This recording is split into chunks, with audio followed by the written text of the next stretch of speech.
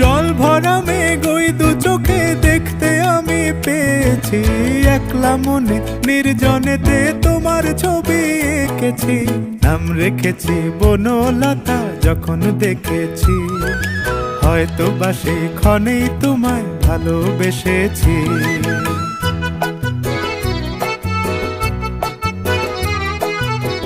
বনলতা কথা হয়ো না গো কুণ্ঠিতা, বনলতা কথা হয়ো না গো কুণ্ঠিতা।